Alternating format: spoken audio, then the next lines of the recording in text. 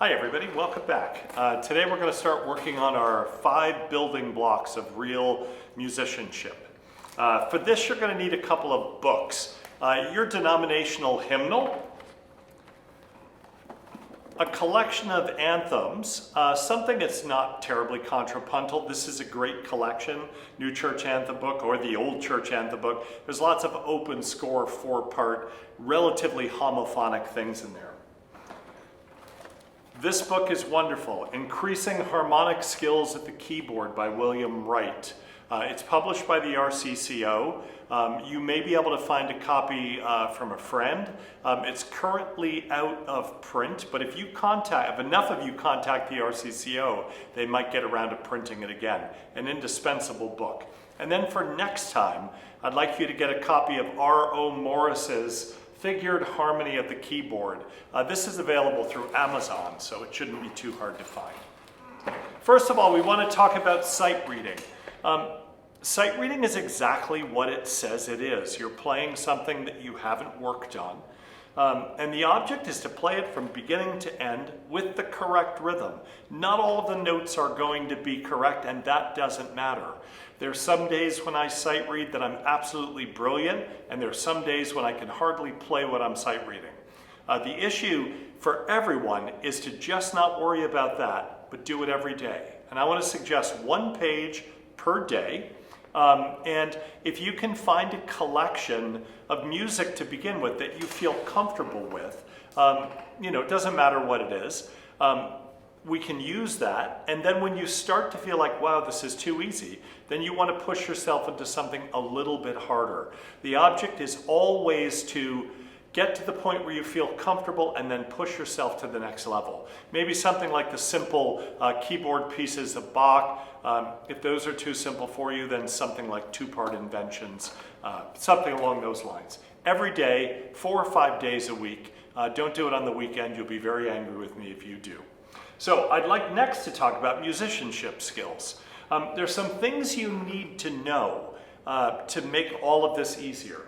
Probably the most important thing is key signatures. Major keys are fine to begin with. I would suggest if you're not fluent in key signatures, just look online for a simple music theory program. There are lots of free ones, and they'll give you lots of opportunity to practice those. Along with those, you want to be able to play the scales, not only for technical virtuosity, but because they help you understand how the accidentals work within the key. You also want to be able to have a basic understanding of intervals. Again, you'll find that these online music theory programs will be really helpful with this. You want to be able to identify not so much that it's a major and minor or perfect, sixth or perfect fifth. What you want to do is be able to look at something and say, those 2 notes are a 4th apart, because that helps your vertical reading as well. So you'll want to do that. And then you want to have a good sense of the basic chord progression of all Western music. 1, 5, 1. Tonic, dominant, tonic. And you should be able to play those in every key. So if you can do that and you work in the beginning of Mr. Wright's book, you're going to make great progress very quickly. Next, I'd like to talk about transposition.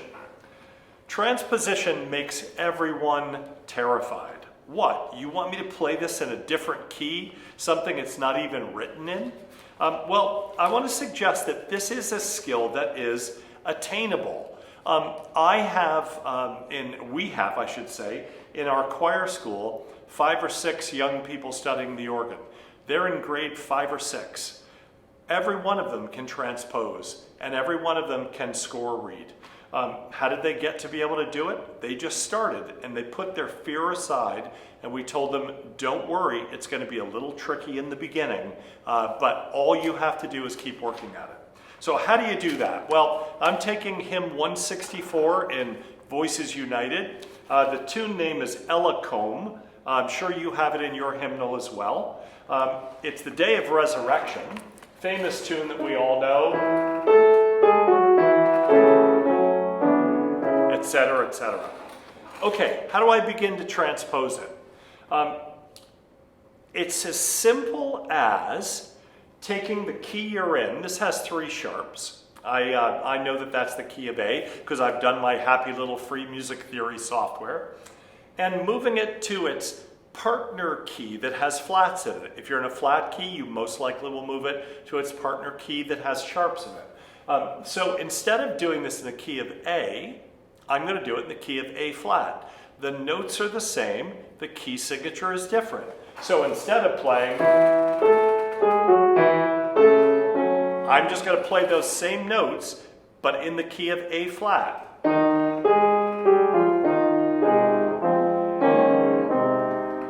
Now, it seems really easy. It might be a challenge for you. If it is, simply start by doing it with the melody only. You don't have to play all the parts. I would say once you can do the melody, then I would do the melody and the alto together and try that.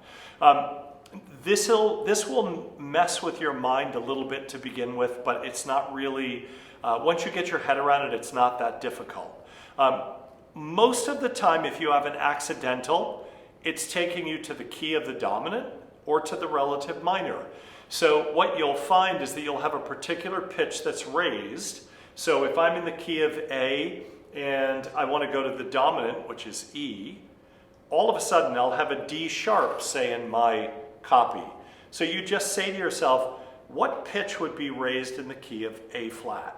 So if I have a D flat, which I do, B flat, E flat, A flat, and D flat, oh, that D flat's going to become D natural. With a little bit of work, that'll seem pretty easy. Once you've started to do that, all you have to do to start transposing a step is, again, begin with just the melody. And you have to know which key signature you're moving to, and then everything moves up a step. When you're comfortable with that, you can do soprano and alto. Then I would suggest soprano, alto, and bass, and add the tenor at the end. So that's a good way to begin that. Next, I'd like to talk about score reading. Score reading is a remarkable skill. It's so valuable in your ability to learn music quickly because you learn to read this way. Score reading is a linear practice. It's not one chord at a time. It shows you how the chords are related to each other. So if you take your New Church Anthem book, and I'm going to look at God So Loved the World, something that we all know very well. I think I'm going to look at it. Yeah, here it is. When I'm playing this, all I want to do is I simply want to play the soprano and alto together in open score. Why not the soprano and bass? It's 2 different clefs.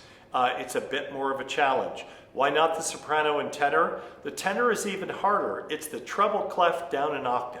So start by playing soprano and alto. When you can do that, I would play soprano and bass. Then I would do soprano, alto, and bass, and then add the tenor at the end. It's going to be hard. You're going to stumble. Keep going no matter what, and you will find that you're able to do it in reasonably short order. Speed doesn't matter in this, but rhythm does. Keep the rhythm accurate. Okay? And last of all, I want to talk a little bit about improvisation. Take a hymn tune that you like. I'm particularly fond, as you know, of the Day of Resurrection. Let's take that hymn tune. How do I come up with a chorale prelude on a hymn tune? Well, all a chorale prelude is a hymn tune with an accompaniment. If you think about it, that's all it is. Well, I have my hymn tune.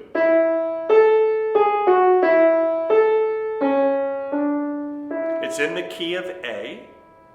The secret to good improvisation is you limit the palette that you have to choose from. Easiest way to do that, take your left hand and put it in A position. So I have my pinky on A, B, C sharp, D, E, okay? And I'm going to find some simple pattern that I can repeat over and over again.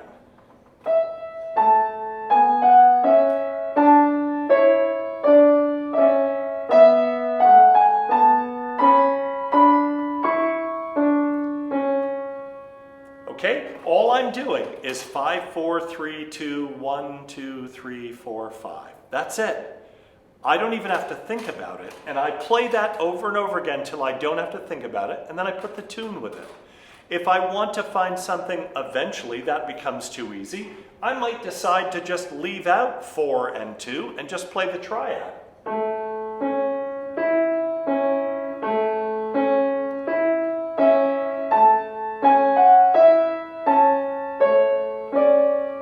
Last of all, when I'm bored of doing that pattern or one of my other patterns, I might decide to play thirds.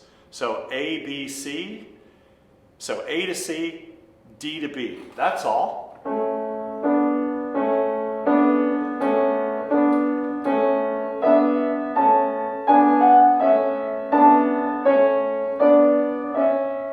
Etc. There are a million patterns you can find within that 5-finger pattern. And it's up to you, it's your piece. As Bob Ross used to say, if you don't like your pattern, take your little palette knife and scrape it out and paint something else in. Last thing, when you're bored of keeping your fingers in one place, move your fingers up or down a major second. So A, up to B, keep the key signature, or A, down to flat 7, no leading tone, a whole step. Okay, G, B, D in this case. And this becomes much more interesting. I'll play it here.